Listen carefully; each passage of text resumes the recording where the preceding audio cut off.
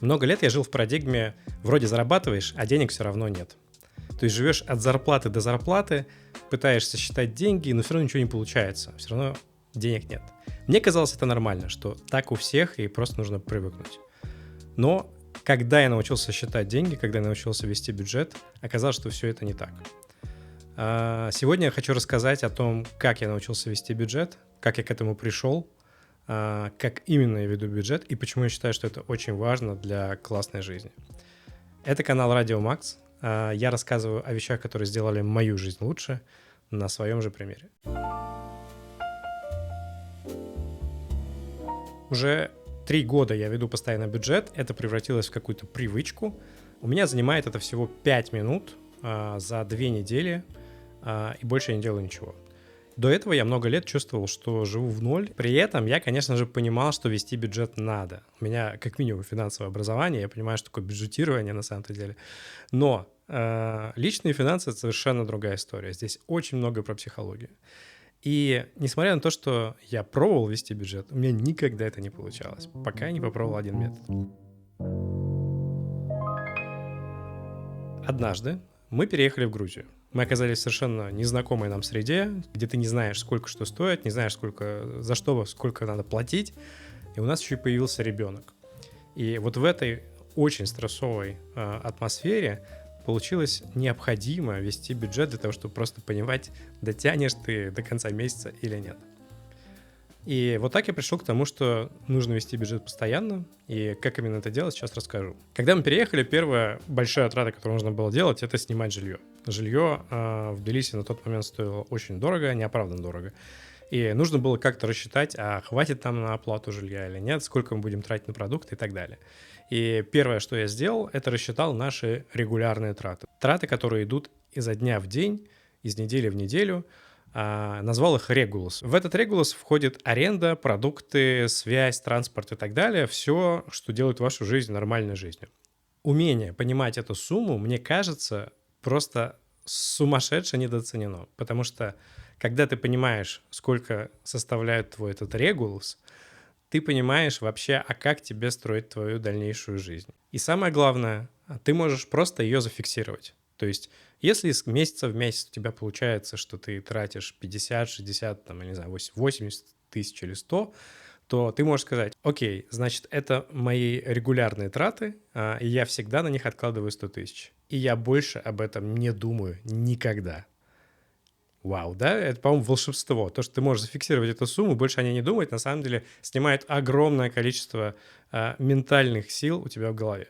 Короче, каждый раз, когда мне приходит зарплата, я перевожу на отдельную карту все свои регулярные затраты, и это помогает мне не думать об этом вообще больше никогда. Кстати, именно по увеличению этой суммы вы можете понять реальную инфляцию для вас, потому что одно дело, когда дорожают яблоки, другое дело, когда аренда подскочила на 30%, и это знак для вас, что нужно срочно что-то делать. И, кстати говоря, конечно, эта сумма не всегда попадаем мы в нее, она меняется, но ты можешь за этим следить, ты можешь понимать, что это происходит, и постепенно адаптировать свой бюджет. Дальше, если у вас что-то осталось после регулярных расходов, отлично, значит, вы молодец, значит, вы уже достаточно зарабатываете, начинаются нерегулярные расходы. Это такие расходы, которые не происходят каждый месяц, к ним нужно какое-то время либо готовиться, либо они просто не нужны вам каждый месяц. Это, например, одежда, путешествия, например, бытовая техника и так далее. Я назвал этот раздел «Спендиум». Важно, на мой взгляд, чтобы это были отдельные счета и чтобы они не пересекались. И тогда вы знаете, что у вас на одежду только 15 тысяч рублей, и эту куртку за 21 вы позволить себе не можете. Конечно, если не возьмете с другого счета с каких-нибудь путешествий 6 тысяч, ну тогда потом не жалуйтесь, что вы давно не отдыхали. Еще, мне кажется, важно понимать, что это все-таки затраты. Они рано или поздно с вами случатся, поэтому я называю их спендиумом, да.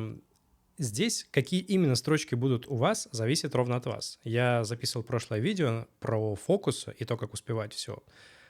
И если вы сделаете свои фокусы, то будет понятнее, что там будет находиться. И третья группа — это сейфы. Я называю это гринготс, потому что можно легко представить, что вы несете деньги в какую-то пещеру, и там лежат ваше золотишко.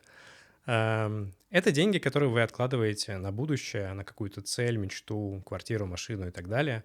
И это деньги, которые работают на вас. Вы отправляете их работать. Долгосрочное какое-то планирование. В этом видео я вообще не касался темы того, сколько именно вы зарабатываете. Потому что для того, чтобы ввести бюджет, это в целом не важно. Важно понимать структуру затрат. Регулярные, нерегулярные, сейфы. Тогда вам станет проще. Если вы хотите поизучать больше материалов на тему бюджетирования, то я советую заглянуть в ссылки под видео. Там я оставил статьи на mental financing, как именно это влияет на вашу тревожность и почему это действительно помогает. Ну и последнее, как именно я это делаю. Я перепробовал кучу разных приложений, Zen Money, платные, бесплатные версии, MoneyKeeper, статистики банков, Тинькофф, Сбера. Все это работало очень плохо. Куда хуже работала наличка и сбор чеков, но в конце концов я пришел к его величеству таблица. Google Sheets великолепный, простой, надежный, есть на всех устройствах, и он бесплатный. В общем, я начал вести таблицу в нем, и я веду ее раз в 2 недели. Почему? Сейчас объясню. Давайте посмотрим на компьютере. В самом верху бюджета это ваши приходы. Я веду бюджет на всю семью, поэтому здесь будет несколько строк. Снизу группы счетов Regulus, Spendium и Gringotts. Regulus вы считаете из ваших прошлых трат. Желательно брать среднее за пару месяцев, чтобы это было надежно. А в регулярных у меня включены продукты, коммуналка, аренда, связь, транспорт. У меня еще есть рестораны, потому что мы любим в них ходить, ходим часто. И на самом деле тратим примерно одну и ту же сумму.